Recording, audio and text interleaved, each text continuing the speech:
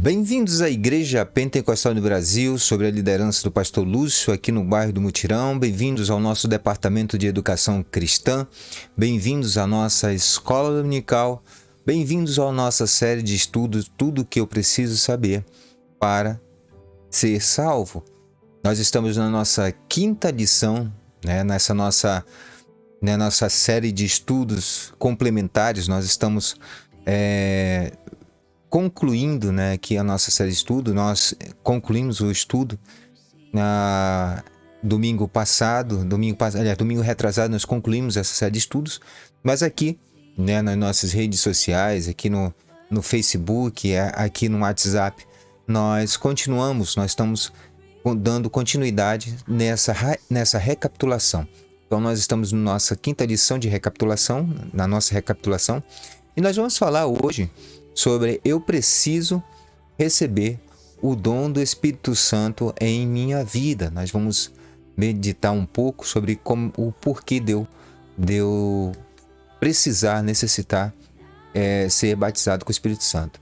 É de extrema importância que toda e qualquer pessoa que, recebendo o Evangelho e crendo, tenha em sua vida o dom do Espírito Santo, pois esse dom ele é o selo de Deus que nos assegura o direcionamento de como nós devemos conduzir as nossas vidas, principalmente neste mundo.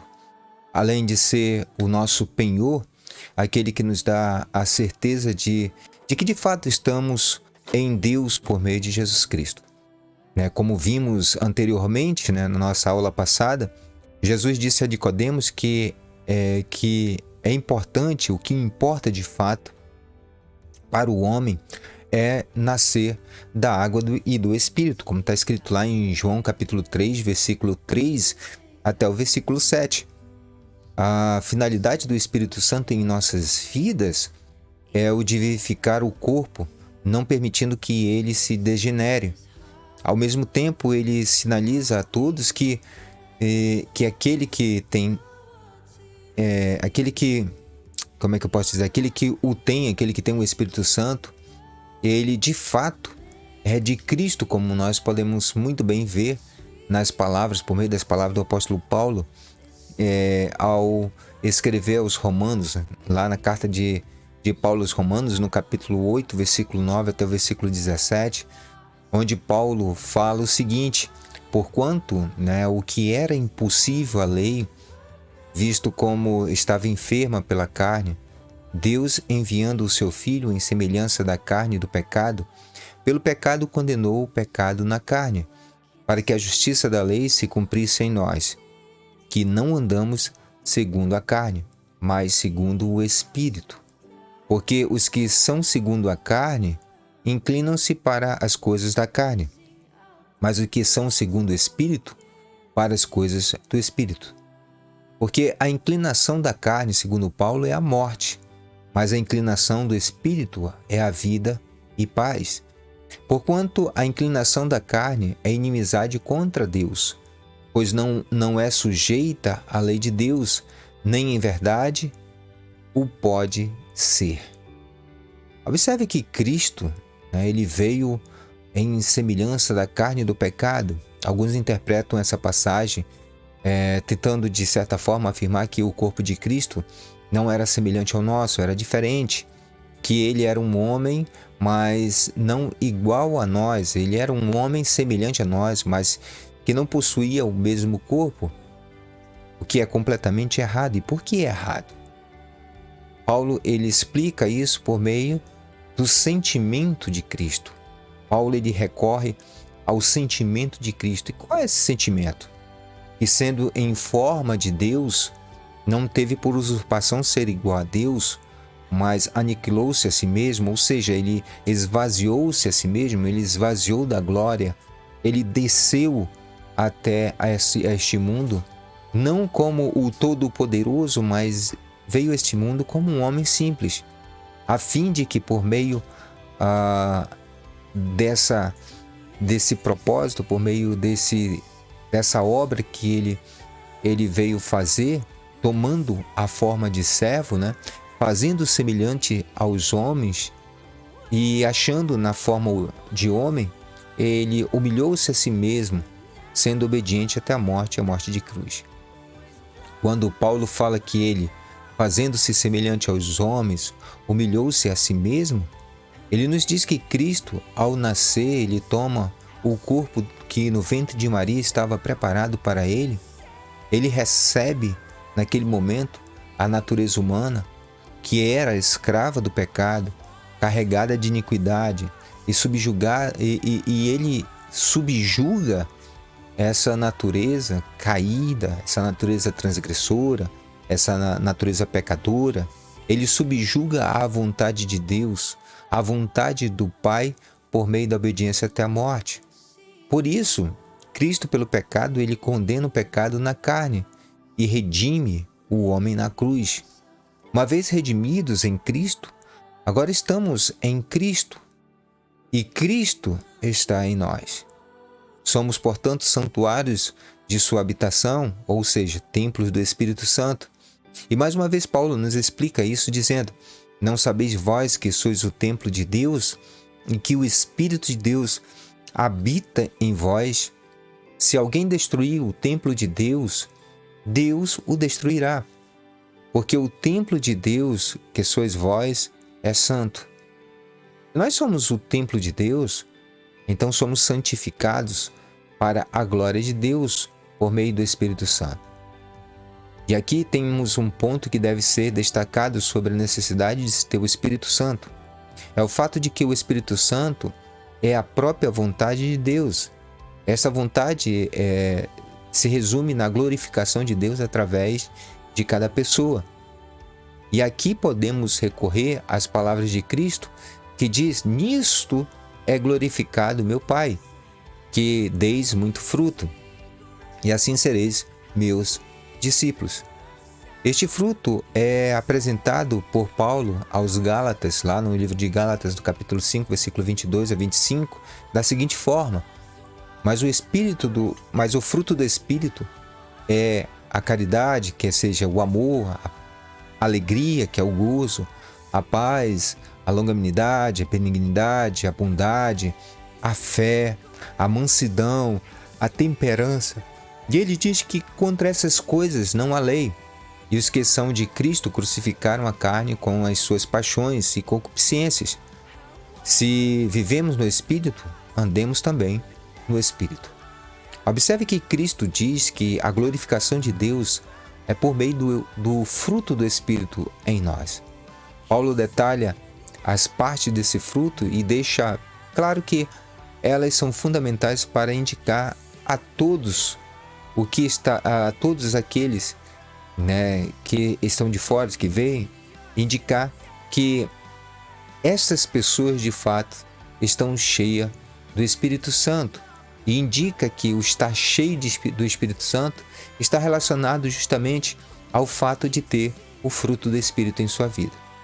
E ter o fruto é ter ou chegar ao equilíbrio, é viver o que se tem, é saborear o que se produz. O fruto ele serve tanto para nos alimentar como para alimentar o próprio espírito, pois uma pessoa que produz o fruto só produz se der liberdade para o espírito agir. Observe que as partes deste fruto consistem em quê? Em amor, consiste na alegria, na paz, na paciência, no desejo de fazer o bem, a bondade, a fé, a mansidão e o domínio próprio. Tudo aquilo que precisamos para termos a restauração de nossa condição diante de Deus. Na carta aos Efésios, o apóstolo Paulo ele diz o seguinte: nele digo, em quem também fomos feitos herança, havendo sido predestinados conforme o propósito daquele que fez todas as coisas, segundo o conselho da sua vontade, com o fim de sermos para louvor da sua glória.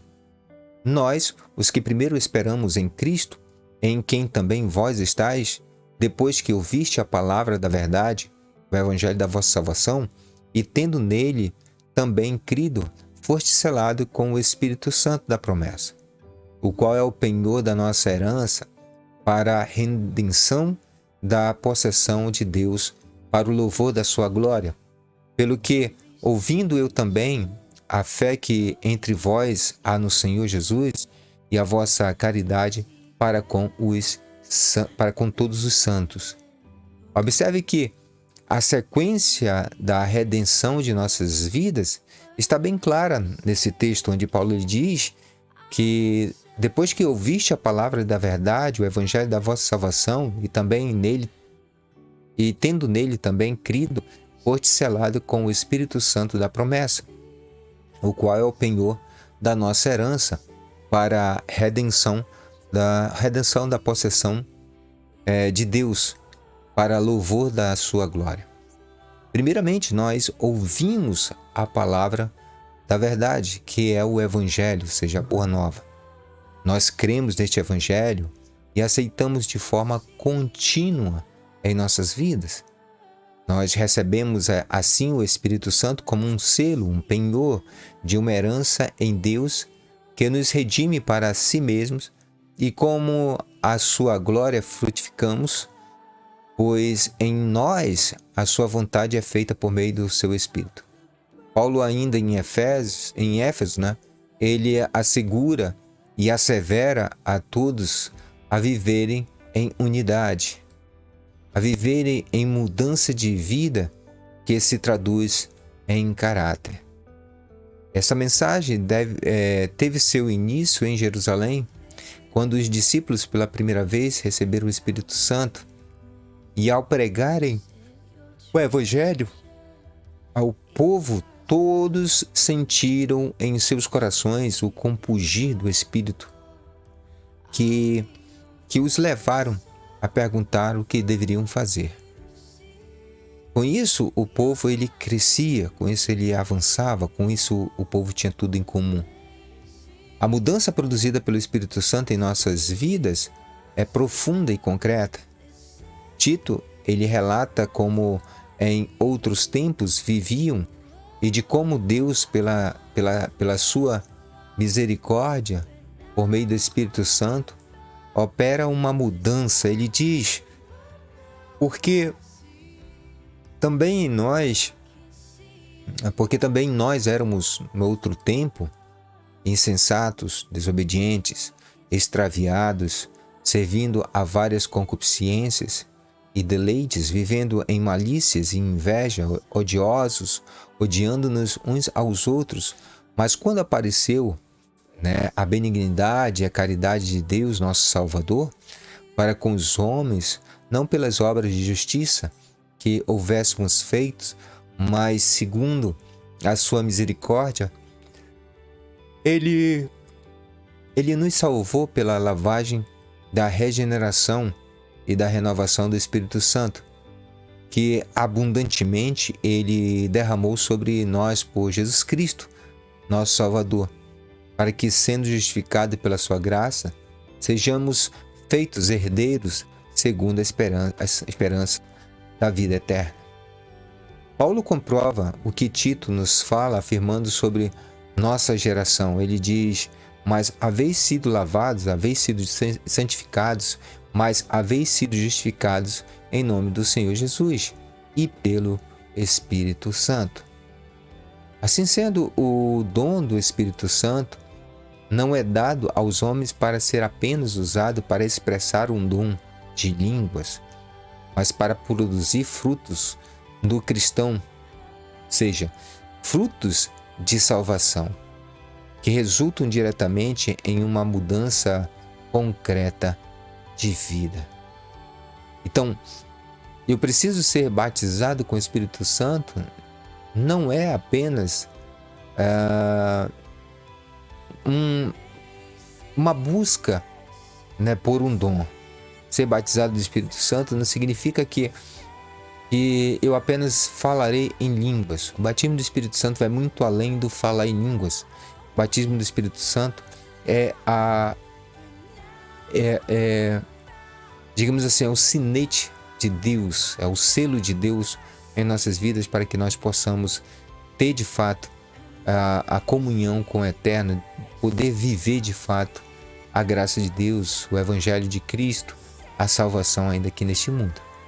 Que nós possamos despertar para essa verdade, que possamos verdadeiramente buscar fazer a vontade de Deus e assim, fazendo a vontade de Deus, possamos sentir o gozo do Espírito em nossas vidas. Que Deus possa abençoar a todos. Até o nosso próximo domingo, nosso próximo encontro, para a nossa continuação aqui, nosso 6º tópico, né? Essa série de estudo vai até o 7º tópico. Nós vamos, numa sequência de domingos, concluir nossa primeira revisão, né, das nossas aulas. Foi maravilhoso, foi uma bênção, né, na escola dominical, nesses 7 domingos que passaram. Agora no 8º domingo nós começamos uma nova série, Doutrinas Elementares. Você que não nos conhece ainda, que mora aqui em Manacapuru, se você quiser fazer uma visita a nós, você será nosso bem-vindo, nosso bem-aventurado de estar juntamente conosco lá na Igreja Pentecostal no Brasil, no bairro do Mutirão, no Mutirão. Que Deus abençoe a todos, fiquem com Deus. Lembrando que nós temos culto toda terça, toda quinta, todo sábado e todo domingo, sob a liderança de nosso Deus Todo-Poderoso e do nosso pastor Lúcio Lima. Que Deus abençoe a todos, fique com Deus e até nosso próximo encontro aqui no Departamento de Educação Cristã, na nossa escola dominical, com o nosso estudo, tudo que eu preciso saber para ser salvo. Até a próxima, gente.